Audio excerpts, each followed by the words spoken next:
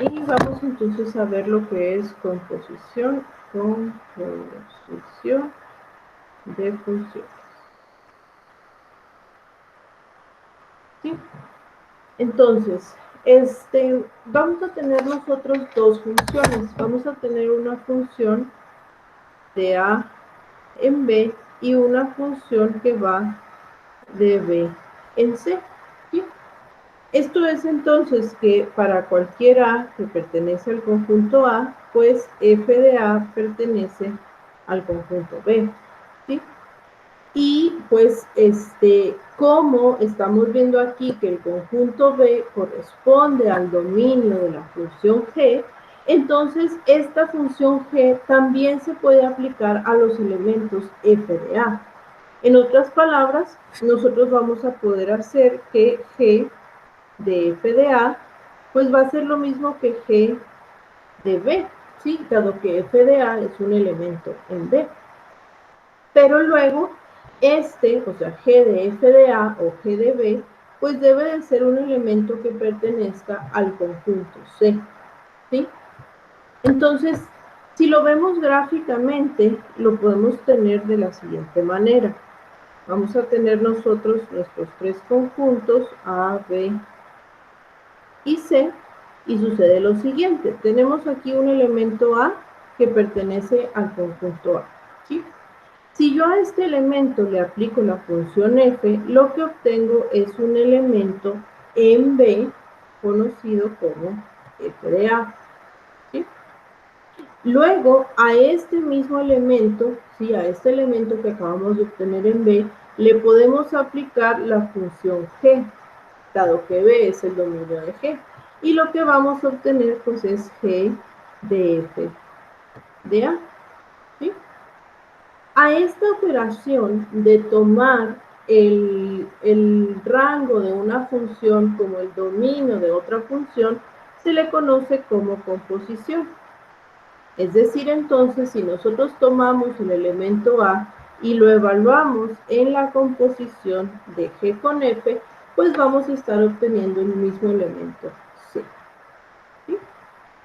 Entonces, a esta correspondencia que existe entre tres conjuntos que se relacionan de esta manera, pues se le conoce como composición o G composición F.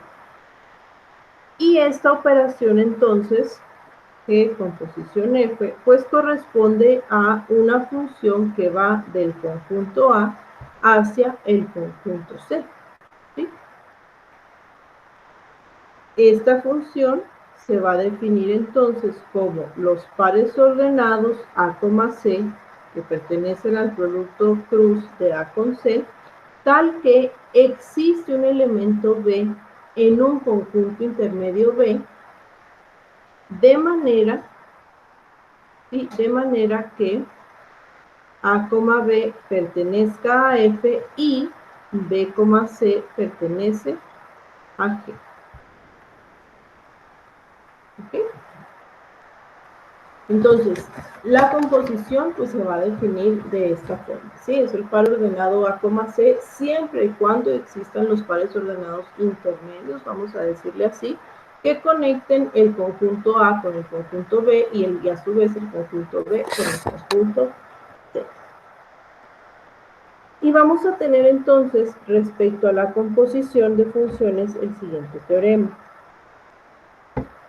Si tenemos una función, sea f una función de A en B, y G una función de B en C, entonces vamos a tener que, si F y G son subyectivas, pues la composición también es subyectiva. Hablando de las propiedades de funciones, ¿sí?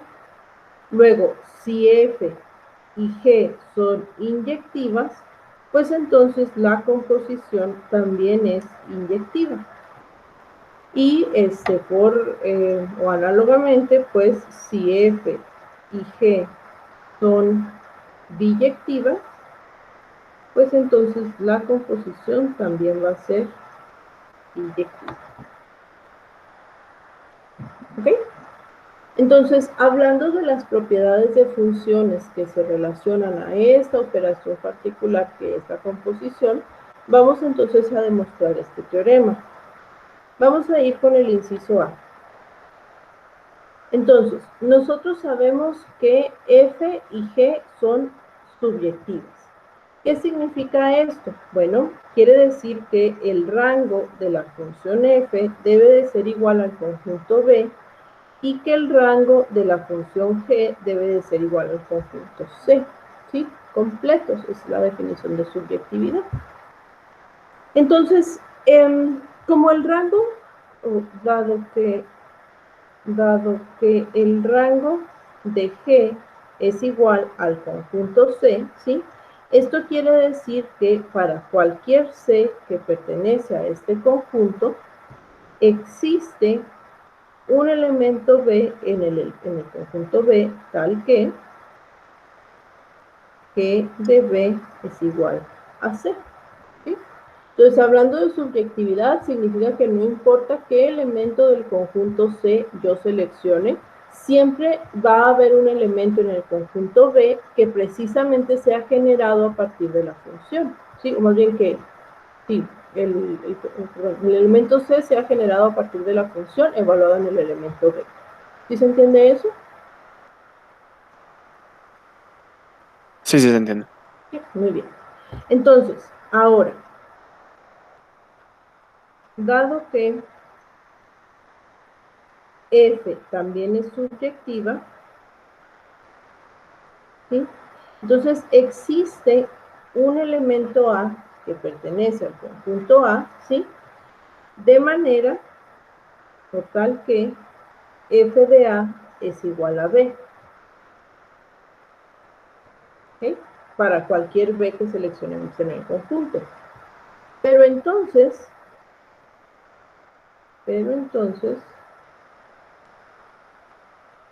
¿qué composición F de A significa que G, o lo podemos escribir como G de F de A, ¿sí? Pero nosotros ya dijimos que como f es subjetiva, f de A me va a dar todas y cada uno de los elementos en B. Entonces esto lo podemos escribir como G de B. Pero como G es subjetiva, pues G de B me va a dar todos y cada uno de los elementos en C, es decir, C. ¿Sí? En otras palabras, G composición F es subjetiva. ¿Sí? No importa qué elemento de A tome, siempre voy a obtener todos los elementos en C. O en otras palabras, para obtener todos los elementos en C, basta evaluar los elementos de A. ¿Sí? Vamos a demostrar ahora la inyectividad. Recuerden que, y recuerden que una función es inyectiva, o la definición de una función es inyectiva, es cuando f de A igual a f de A', implica que A es igual a A'. Eso es hablando de la inyectividad en F. La inyectividad para G sería G de B igual a G de B', pues implica que B sea igual a B'. ¿Sí? ¿Qué es lo que queremos demostrar entonces acerca de la composición? Pues queremos demostrar que si G, composición F, de A es igual a G, composición F, de A', esto solo se puede lograr siempre y cuando A sea igual a A'. ¿Sí? Entonces vamos a ver si esto se logra. Entonces, vamos a partir de aquí, ¿sí? Si G composición F de A es igual a G composición F de A', decimos que G de F de A es igual a G de F de A'. Pero, ¿qué es inyectiva?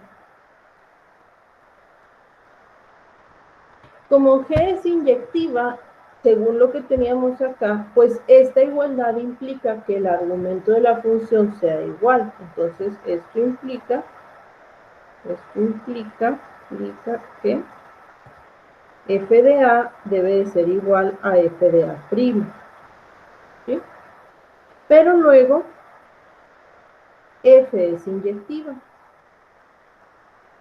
Y el hecho de que f de a sea igual a f de a' implica que a sea igual a a'. ¿Okay? Y entonces con eso demostramos este inciso del teorema. Si tenemos nosotros que la composición en dos valores distintos es igual, esto es porque esos valores pues en realidad son iguales. Y pues el inciso C se hace, se sigue de los incisos A y B. ¿Sí? Como la biyectividad tiene que ver con la subjetividad y la inyectividad, pues entonces no hay necesidad de mostrarlo específicamente. Si se cumplen ambas, pues se va a cumplir entonces también la biyectividad para la composición. ¿Vale? ¿Preguntas? No, todo bien. Muy bien. Maestra, ¿se puede devolver rápido al inciso A? Sí. Ahí mero, gracias. ¿Lo estaba copiando o tenía una duda? No lo estaba copiando, pero me faltó el último renglón. Ok. Bien. Entonces,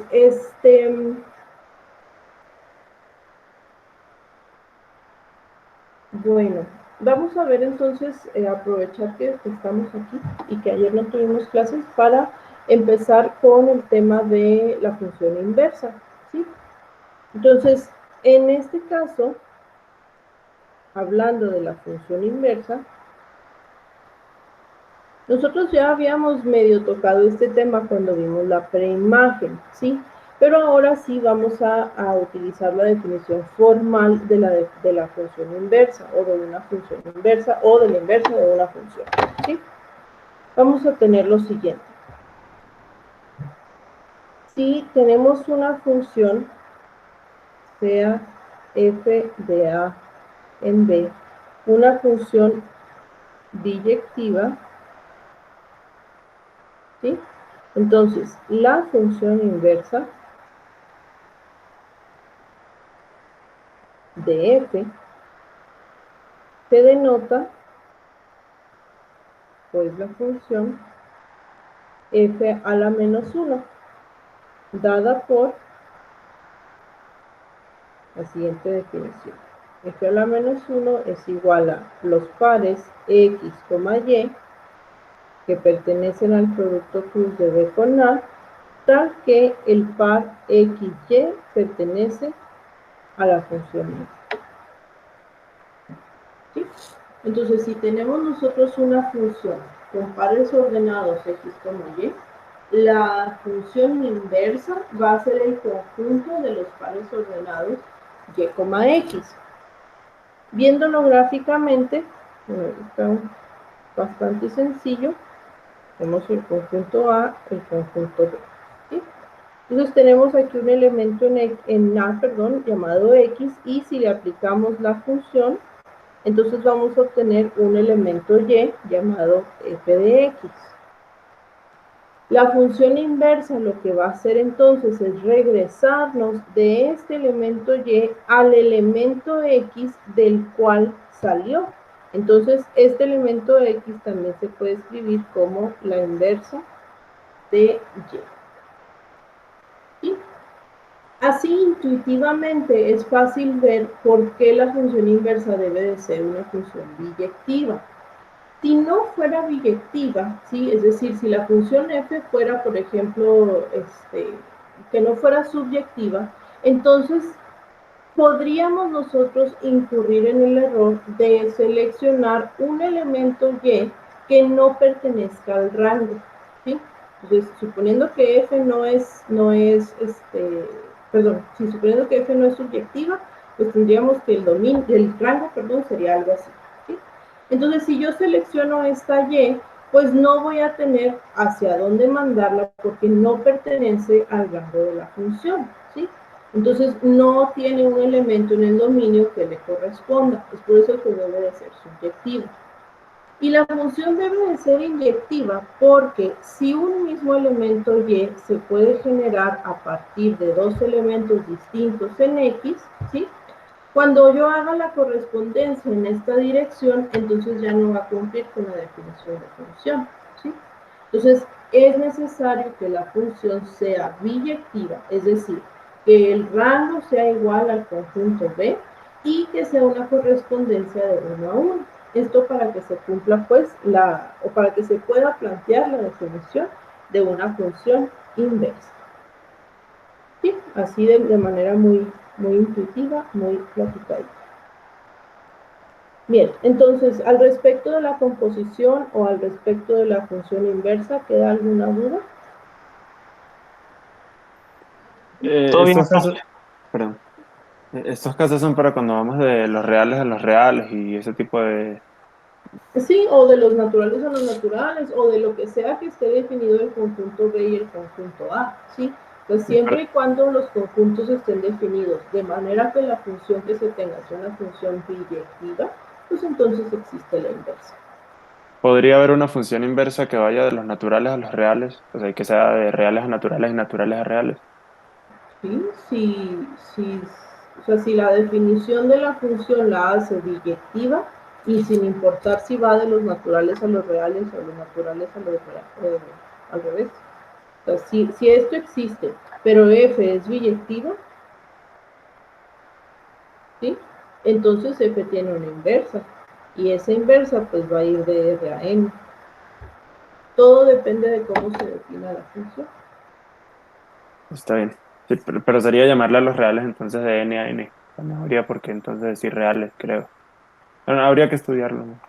Y pues sí, tendría ahí que verlo, porque si tiene, por ejemplo, una función que vaya de n a los reales, pues evidentemente en los reales va a estar incluyendo los irracionales y los negativos, cosa que no sucede con los naturales, ¿verdad?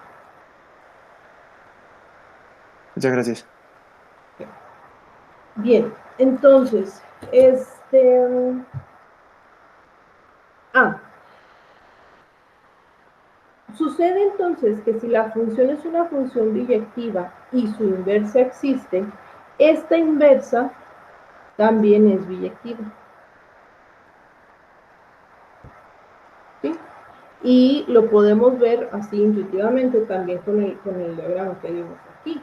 O sea, si yo tengo que estoy tomando todo el conjunto A para generar todo el conjunto B, pues entonces de regreso se debe de cumplir. O sea, tomo todo el conjunto B para generar el conjunto A en su totalidad.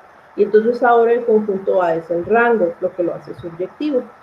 Y como la correspondencia entre los elementos era de 1 a 1, es decir, cada elemento de X se correspondía con un único elemento en Y, pues entonces al revés es igual, ¿no? Cada elemento en Y corresponde con un único elemento en X.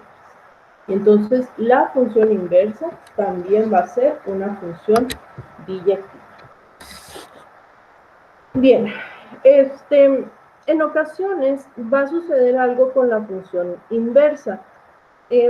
Como ya vimos, al tener nosotros dos funciones se puede efectuar una composición entre ellas. ¿Qué sucede entonces si yo hago la composición de una función inversa con la función? ¿Sí? Esto lo que me debe de dar es el valor de x para toda x que pertenece a A. ¿Sí? Cuando una función, cuando se hace la composición de una función con su inversa y se mapea a sí mismo, es decir, tomamos el elemento x y regresamos al mismo elemento x, a esto se le conoce como función identidad.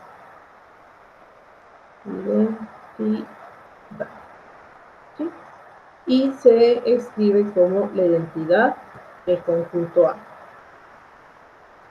Puede suceder algo similar también en el otro caso.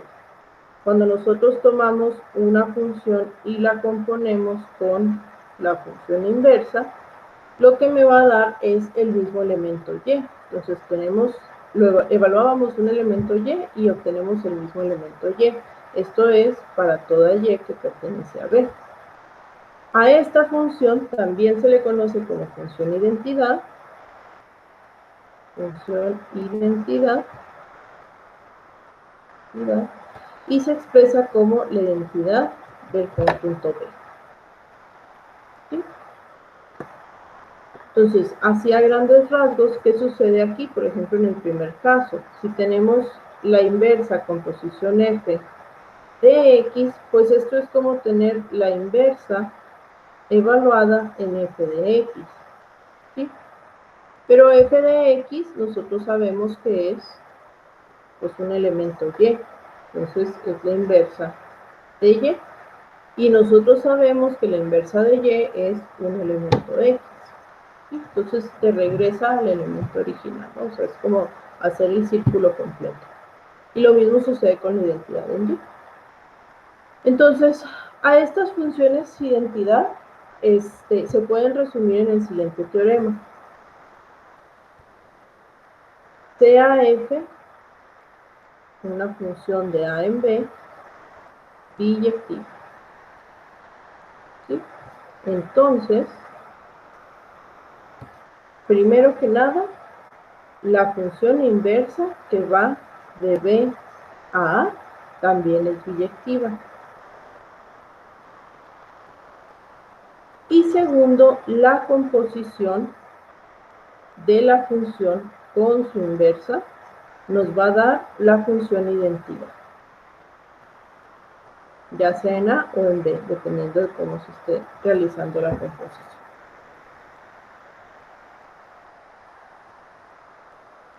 ¿Ok?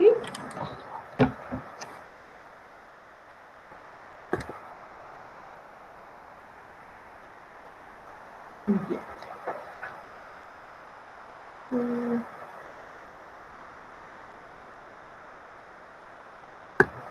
Bueno, entonces, para terminar con esto y para terminar de relacionar el tema de composición de funciones con la función inversa, vamos a ver y a demostrar el siguiente teorema.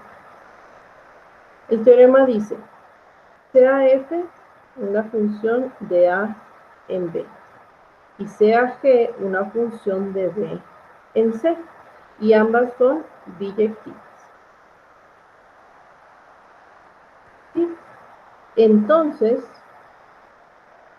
la composición G composición F, que va a ir de A en C, ¿sí? Es biyectiva, y G composición F inversa se puede escribir como F inversa composición G inversa. ¿Ok? Entonces, este teorema lo que va a hacer pues, es precisamente relacionarlos la composición de funciones con la inversa de la función. O, en otras palabras, es cómo se plantea la inversa de una composición. ¿Sí? Entonces, aquí sabemos dos cosas. Primero que nada, nosotros sabemos que si tenemos dos funciones que son biyectivas, la composición es biyectiva. Eso está dado, ¿sí? Entonces, sabemos que composición F es biyectiva. Eso ya no hay necesidad de volverlo a demostrar, porque ya lo habíamos demostrado en el teorema pasado. ¿Sí? Y como es biyectiva, entonces tiene una inversa.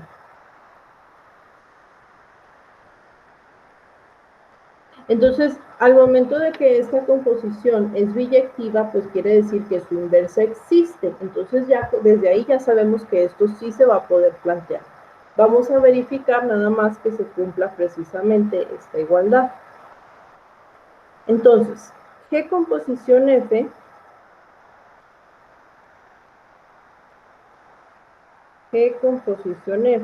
¿sí? Es igual a los pares ordenados A, C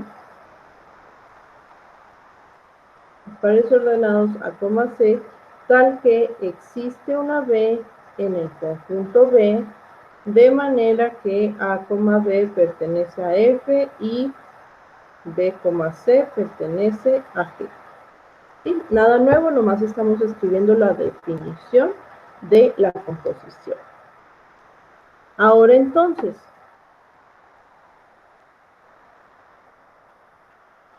¿cómo sería la definición de esta función inversa?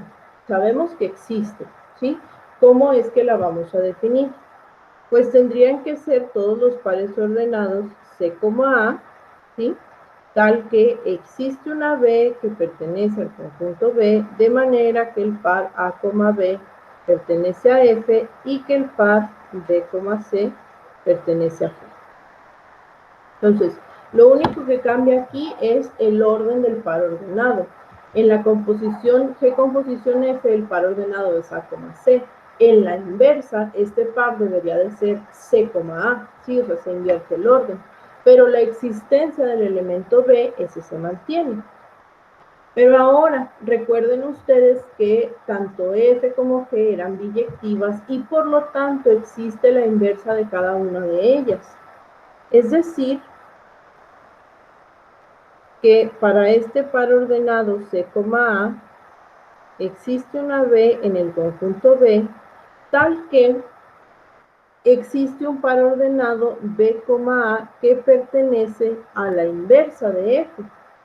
Y va a existir también un par ordenado C, B que pertenece a la inversa de G.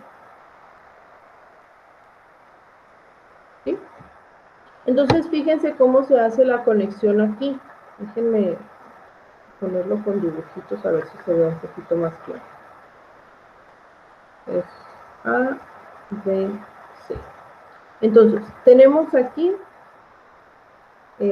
A, B y C. Entonces, de A a B por F, de B a C por G, y de A a C con G composición F. ¿Sí? Ahora lo que queremos plantear es pues, precisamente el regreso, es decir, la inversa, de aquí hacia acá. Eso va a ser G composición F inversa. Pero entonces para hacer esto tengo que tener un par ordenado que me lleve de C a B. Y ese par ordenado corresponde al que pertenece a G inversa. Y luego, G inversa. Y luego tengo que tener un par ordenado que me lleve de esta B a A, y ese par ordenado corresponde a F inversa. ¿Sí? Por lo tanto, esto de aquí, o sea, el par ordenado C, A, se va a poder expresar como la composición de F inversa con G inversa. ¿Sí? Evalúo un elemento C que me genera un elemento B, aquí, que me genera un elemento B, y ese elemento B lo evalúo en F que me genera un elemento. ¿Sí se entiende? Sí. Muy bien. Entonces, en otras palabras, la inversa de una composición se escribe de esta forma. La composición de las inversas, pero en orden volteado. Bien, ¿dudas?